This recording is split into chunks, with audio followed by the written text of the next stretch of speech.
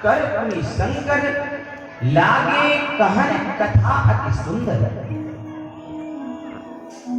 जब भगवान शंकर माता पार्वती को कथा सुना रहे थे तो अपना मन सावधान कर दिया।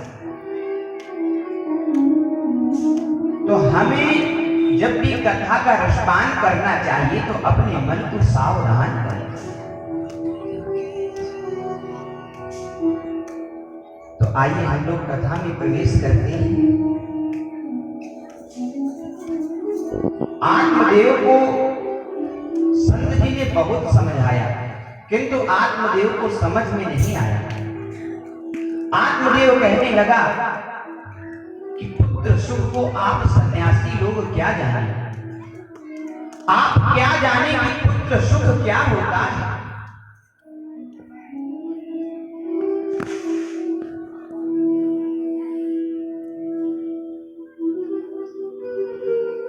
जब बेटा प्यार से पापा पापा कहता है तो महाराज मन में रसगुल्ले, उस खुशी को आप सन्यासी लोग नहीं जान सकते।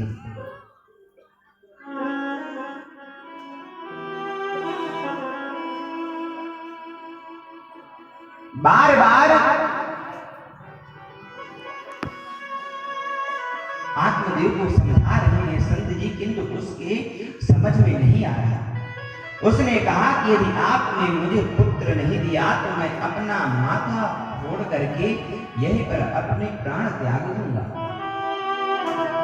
संत को दया आ गई और संत जी ने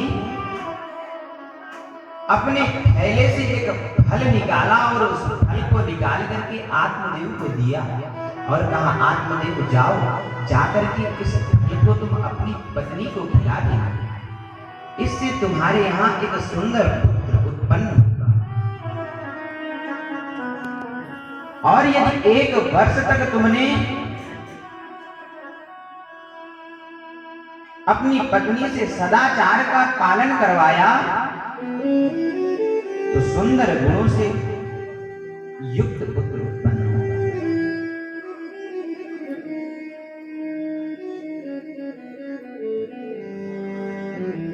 आत्मदेव फल लेकर के खुशी खुशी अपने घर चले गए। अपने घर में जाकर के आवाज लगाया, अयो भाग्यवान लोग, देखो संत जी ने हमें फल दिया है, इस फल को तुम खाओ, इससे तुम्हारे सुंदर पुत्र उत्पन्न होगा। इस फल से तुम्हारे सुंदर पुत्र उत्पन्न होगा। उस समय धुंधली कुछ काम कर रही थी। उसने कहा, आप इस फल को रख दो, अभी मैं काम कर रही हूं, इसके बाद मैं इस फल को खा लूंगी। आत्मदेव बड़े भोले थे। आत्मदेव उस फल को रख करके वहां से चले गए।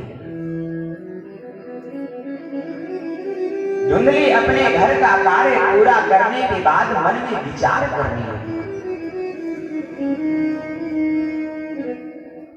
उसने फल नहीं खाया, अपने मन में तर्क करने लगी। और बता दूं आपको, तर्क वितर्क करने वाले लोग कैसे होते हैं। एक बार एक बेटा पढ़ करके अपने घर आया। एक बेटा कई वर्षों में किसी हॉस्टल से पढ़ करके अपने घर आया। अगरबत्ती मत जलाओ, अगरबत्ती मत जलाओ। माता पिता को प्रणाम किया। माता ने स्नेहवश कहा, बेटा चल पहले तो कुछ जलपान कर ले, बहुत दूर से आया है, थक गया होगा। माता एक प्लेट में 2 लड्डू रख करके लेकर के आई और कहा, बेटा तो इसे खा ले और पानी पी ले। उसने कहा, मैया मैं आपको दिखाऊं कि मैंने कितने दिन में क्या पढ़ करके आया। माता ने कहा, अरे बेटा पहले तो जलपान कर ले फिर बताना। नहीं नहीं भैया, मैंने ऐसी विद्या पढ़ी है माता बार बार मना कर रही थी किंतु बेटा मान नहीं